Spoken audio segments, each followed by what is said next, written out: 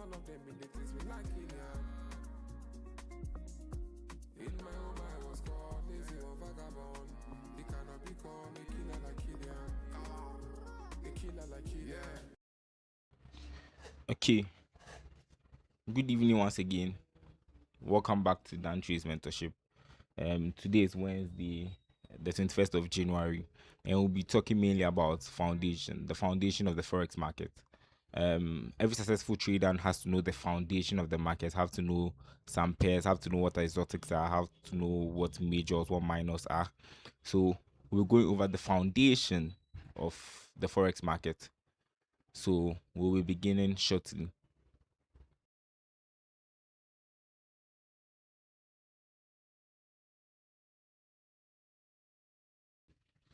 Okay, so yes, as I said, we need to go over the foundation of the market.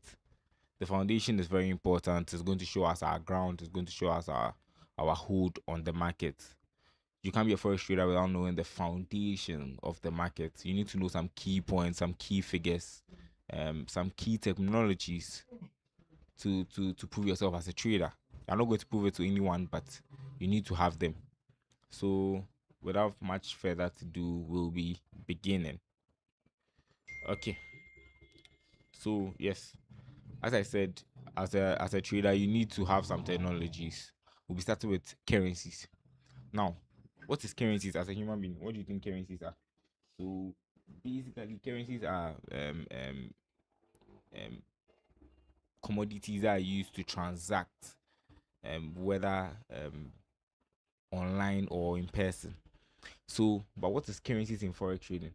So we have two different countries. Everyone has their money, or everyone has a currency they use to transact. Now, between Ghana and the United States, if you are transacting, one person is going to have the Ghana cedi and one person is going to have the dollar. Now, what is happening here is in forex trading, it is the simultaneous buying of one currency and selling of the other. One person brings in the money to buy and one person brings in the money to sell. So imagine I'm a Ghanaian and I'm going to the United States. I need to get a dollar. So since I'm a Ghanaian, I'll be having the cedi and I'll be willing to buy the dollar. And the person whoever is having the dollar will be willing to sell. So that's what currency is. It's about the exchange or the simultaneous buying of one currency and selling of the other, or the vice versa. So for example, as I use the Ghana cedis and the US dollar, or the British pound and the Ghana cedis, GBP, CJC. But normally, if you go on TradingView, which you get to know about TradingView soon, I told you guys to download TradingView in our last session. You realize that Ghana cedis is not GHC on Forex, it's GHS. Okay, so yes, that's currency. One person is supposed to have a base currency and one person is supposed to have a quote currency. Now, which one is the base currency and which one is the quote currency, if you may ask? Now, in Forex, the base is the starting three letters. That's the base currency. That's the currency that you are bringing in to receive the opposite currency. So that's the base currency. Now, the opposite is the quote currency. Yes, so it's as simple as that. The starting three are the base and the ending three is the quote. Now, after all that, there are two major categories of currencies. There are two major categories of the currency. We have the majors and we have the minors. We have the majors and the minors, or the majors and the crosses, for those wondering why I said minus. So the major currencies are the currencies that include the US dollar. Any currency that includes a US dollar is a major currency. So you can name them: the Euro USD, the GBP USD, the CAD USD, the NXD USD. They are all majors because they hold the United States dollar accountable as their quote or as their base. It doesn't matter if the United States dollar is the quote or if the United States dollar is the base. It doesn't really matter. All that matters is there is the United States dollar in the currency pair. So you can list them. As I said, we can move over to TradingView to look at all the pairs we can classify under this base and quote. So let me just type USD. You see all the, you have USD JPY, you have USD CHF, you have USD CAD, you have they are just repeating. You have USD INR. These are all major pairs. But yes, you might say that they are all major pairs, but out of these major pairs, some are not classified as major pairs. Let me give you the reason why. Look at USD ZAR. How many people are interested in trading USD ZAR? So there are some group of pairs that are classified as major pairs. So they were the ones that started. So we have the USD JPY, which is a major pair. It's classified as a major pair. USD CAD, USD CHF. Yeah. Then the euro comes, the euro USD, because I started with USD first. That's why all is listing USD. If I move over to the euro, you can see euro USD here. You can see, or I can just clean this so you see all. Let me choose one source. Good. Now you see here, you have your GBP USD here, you have euro USD here, you have USD JPY. There are 7. If you go through them, there are 7 pairs that are classified as the major pairs. Even though most pairs have the USD in it, it's only 7 that is being classified as the major pairs. So that's it about the major pairs aspect. We can go back to our slide.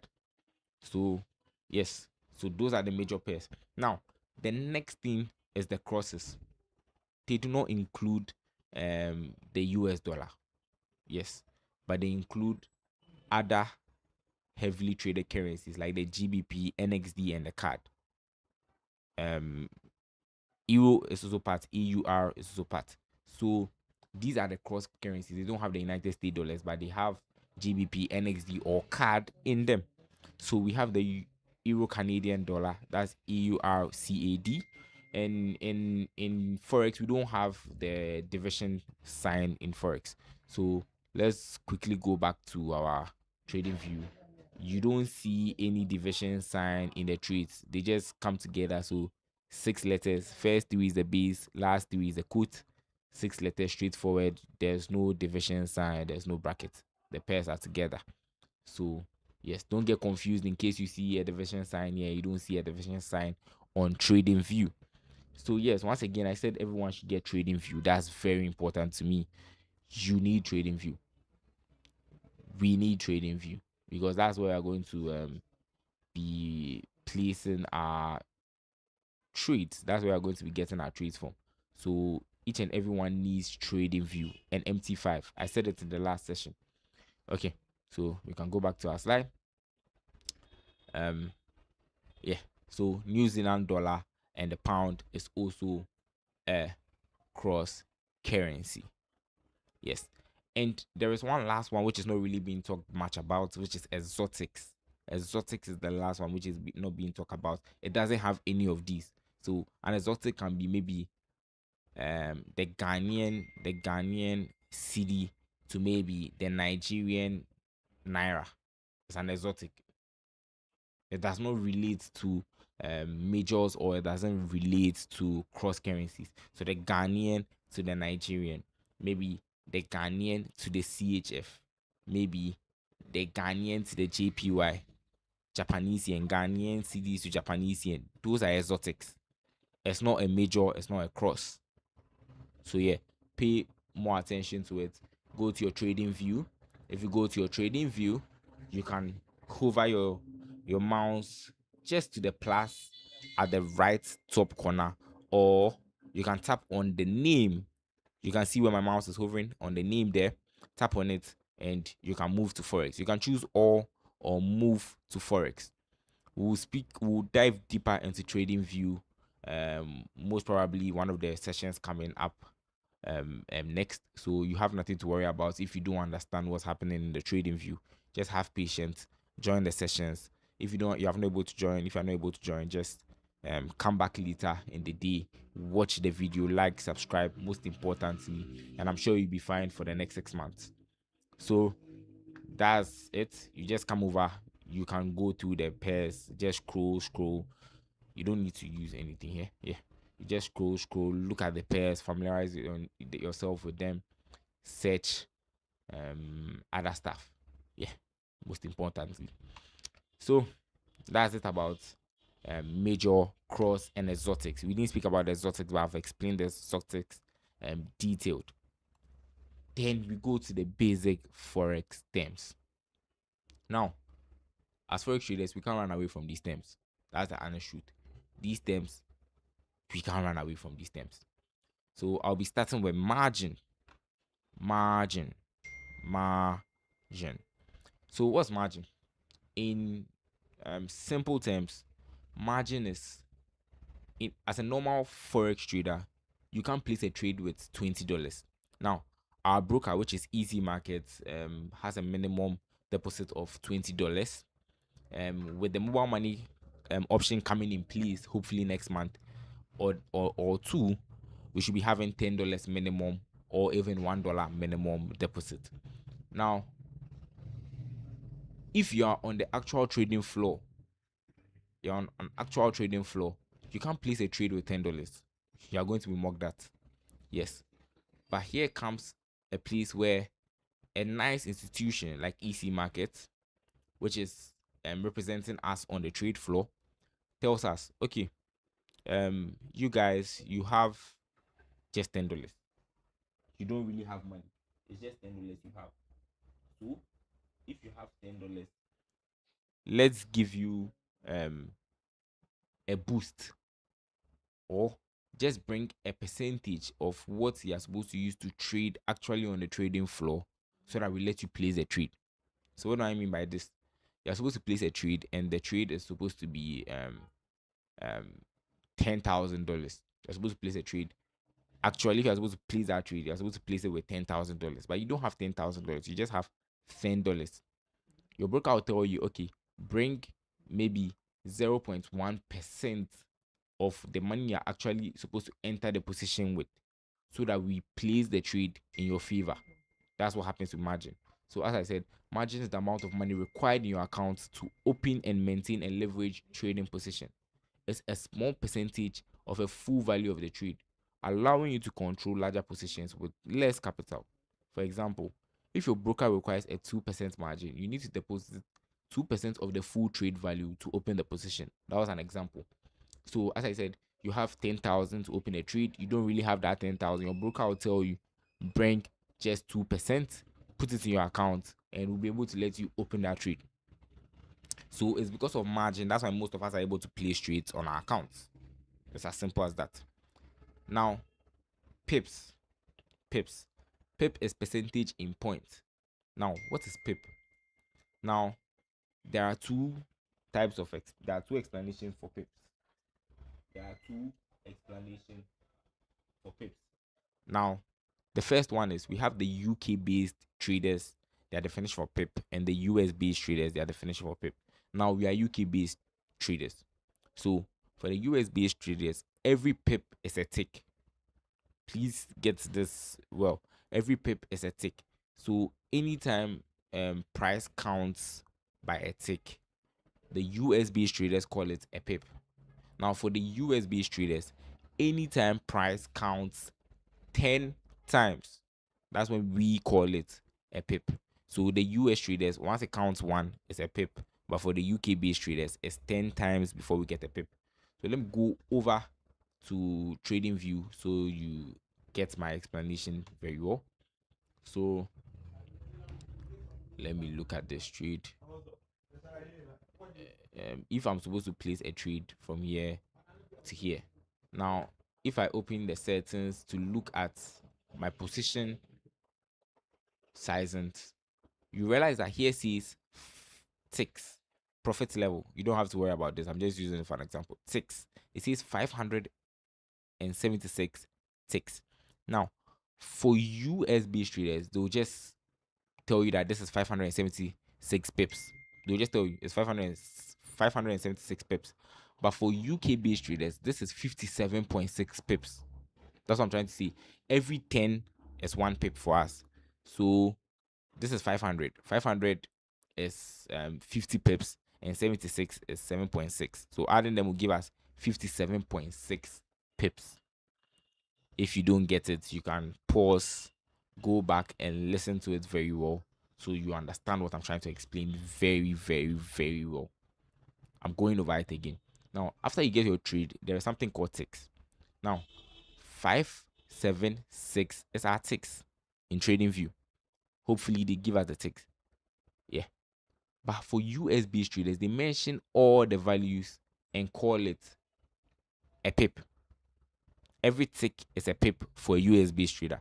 But for UK based traders, every 10 ticks is 1 pip for us.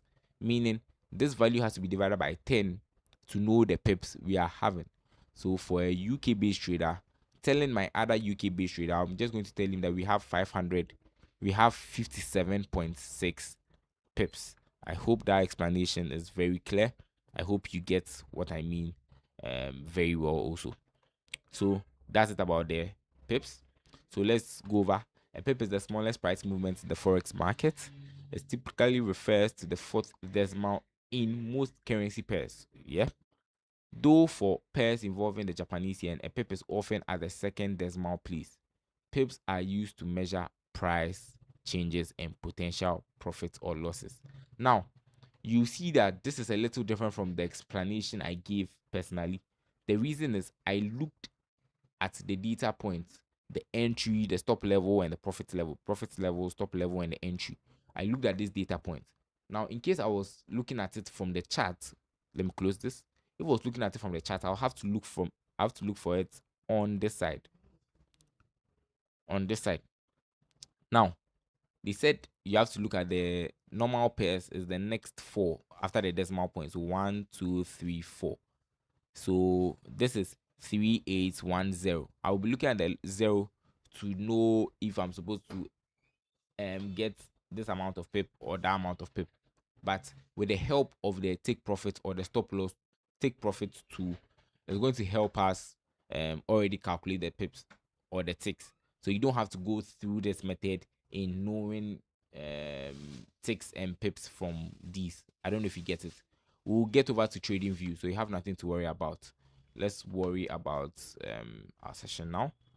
So we can continue. That's about pips. Lot size. So lot size is what I was saying. Lot size refers to the number of currency units traded. The number of currency units traded.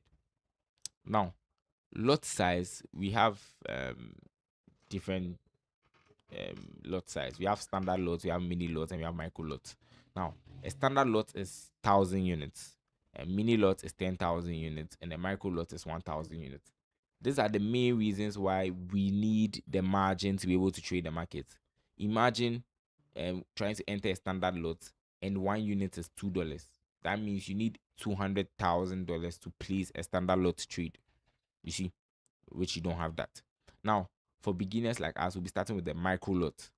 We'll be starting with the micro lot 0.01, 0.02, 0.03. That's what we are going to be starting with. You are going to understand that in a few weeks' time. You have nothing to worry about. So, what does this mean?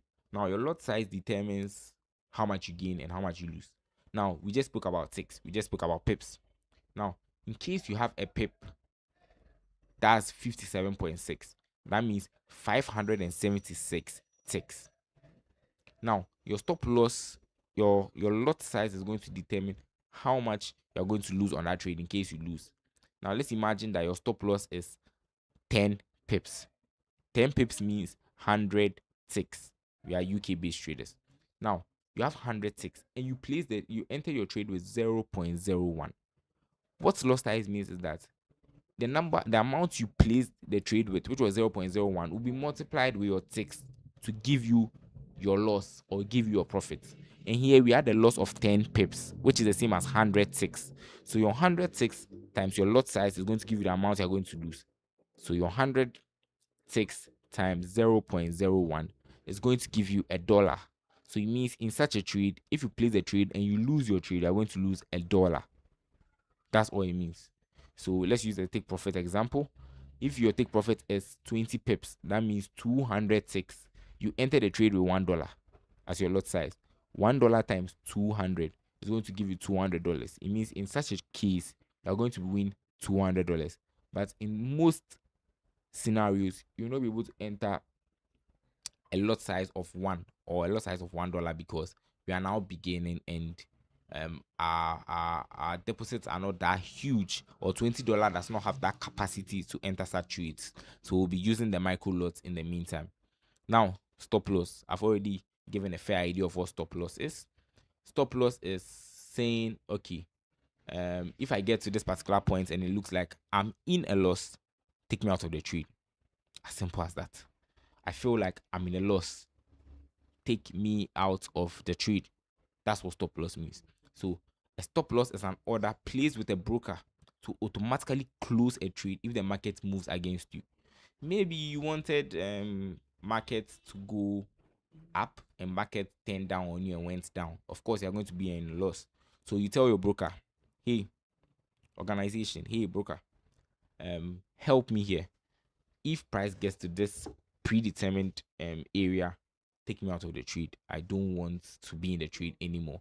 Give me my loss and take me out of the trade. Now, let's go over my charts. I have some stop losses on it. So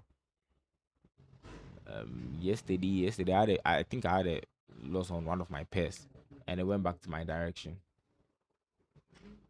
I can't find it, but okay, yeah, there's it. I found it.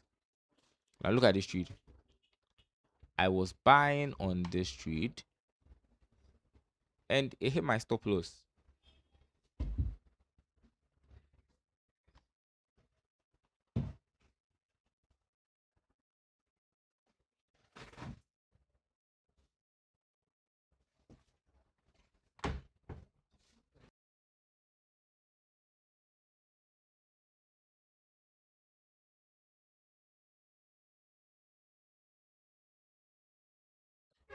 Okay, I'm back.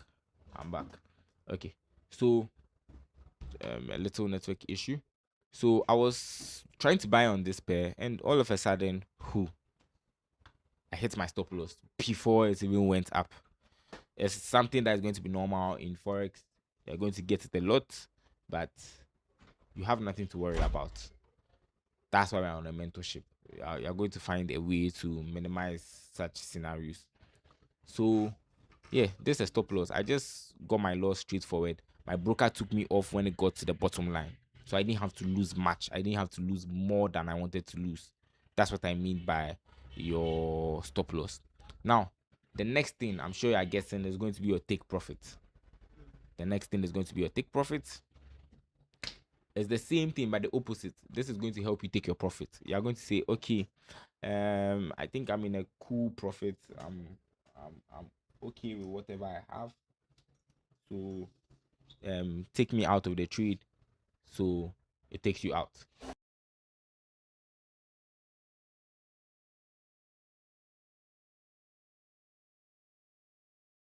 Yeah. So that's it about take profit. So an order that automatically closes a trade once it reaches a preset profit level.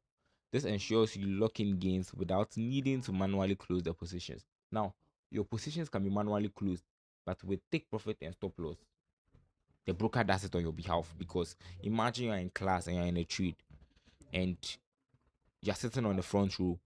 You can't take your phone to close a trade. Your lecturer might sack you, or maybe you're in a family meeting. You can't do that. So what happens? The broker does that on your behalf. Yes. So this ensures you lock in gains without needing to manually close the position. For instance, if you buy at 1.2 thousand or 1.2000 and set a take profit at 1.2100, the trade will close when the price hits 1.2100. So let me use a practical example.